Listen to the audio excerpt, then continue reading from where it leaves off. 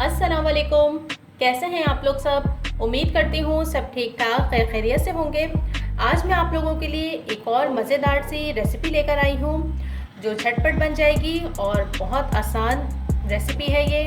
और घर के अंदर ही जो मौजूद हमारे पास मसाले होते हैं उन्हीं से ये फटाफट से तैयार हो जाएगी। तो आइए इसे बनाना शुरू करते हैं। यहाँ पे मेरे पास सबसे पहले 2 बड़े साइज़ की प्याज थी जिसे मैंने ऐसे जूलियन कट में कट कर लिया है। बहुत ज़्यादा बारीक भी नहीं है और बहुत ज़्यादा मोटी भी नहीं है, ये देखिए इस तरह से। अच्छा, अब मैं इसके अंदर शामिल करूँगी 1 हरी मिर्च, हरा धनिया, और यहाँ पर मैं तकरीबन 3-4 टीस्पून नमक ऐड कर रही हूँ। इसमें नमक आप अपने टेस्ट के अकॉर्डिंग रखिएगा। 1/2 टीस्पून से थोड़ी ज़्यादा कुटी लाल मिर्चें, आप चाहे तो पिसी लाल मिर्च भी इसमें ऐड कर सकते हैं। और इसके अलावा 1 टीस्पून सफ़ेद ज़ीरा, ये इसमें चला गया। इसके अलावा 1 टीस्पून कुकिंग ऑयल, ये थोड़ा सा हम इसमें ऐड करेंगे। बस अब ये जो चीज़ें हैं इनको हम थोड़ा सा मिक्स करेंगे।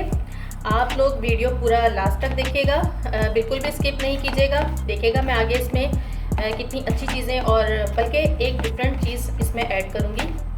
चलिए जनाब, ऐड कर ही लेते हैं इसको। बिस्मिल्लाहिर्रहमानिर्रहीम। यहाँ मेरे पास चावल का आटा है, 1/2 कप चावल का आटा है। इसको थोड़ा थोड़ा करके इसमें ऐड करेंगे। बस ऐड करते जाएंगे और मिक्स करते चले जाएंगे इसको। बहुत मज़े के ये स्नैक्स बनते हैं, खुसूसन शाम की चाय के साथ आप इसे बनाएं, फटाफट से बन जाते हैं। बहुत मज़े के क्रंची बनते हैं, क्रिस्पी।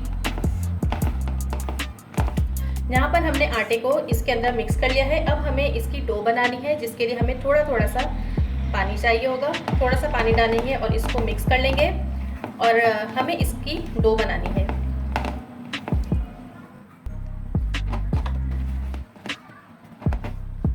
ये देखिए यहाँ पे हमारा मिक्सचर एक डो की फॉर्म में आ गया है।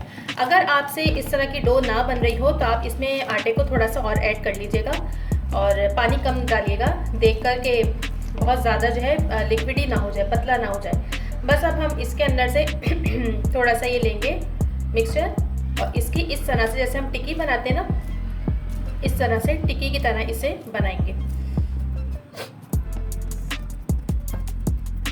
ये देखिए इस तरह से हमें इसे बनाना है। ये देखिए कोई ख़ास इसकी शेप नहीं है, बस ये हमें ऐसे इस तरह से बनाना है और बना के इसको रखते जाएं।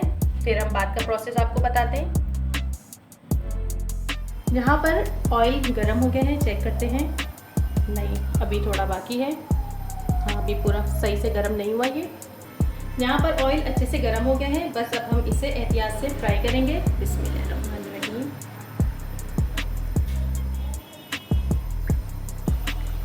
यहाँ पर तकरीबन 3 मिनट हम इसे एक साइड से और 3 मिनट हम इसे दूसरी साइड से फ्राई करेंगे। अच्छा सा खूबसूरत सा कलर देंगे, गोल्डन कलर देंगे इसे हम।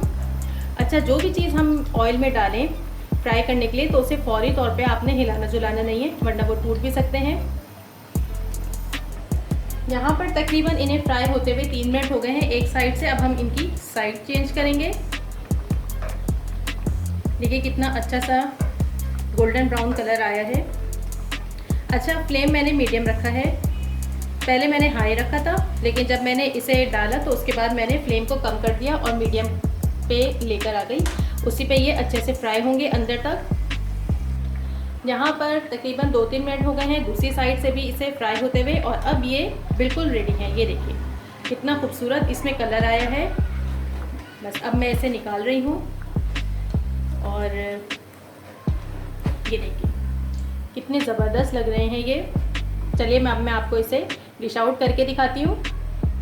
और यहाँ पर हमारे मज़ेदार से इवनिंग स्नैक्स बिल्कुल रेडी हैं। बहुत क्रंची क्रिस्पी बने हैं। ये देखिए, आप जब इसे बनाएंगे खाएंगे तब आपको अंदाज़ा होगा कि कितने मज़ेदार और क्रंची बने हैं। तो चलिए चलती हूँ। दुआओं में याद रखिएगा। वीडियो पसंद आए तो लाइक ज़रूर कीजिएगा, फैमिली में शेयर भी कीजिएगा।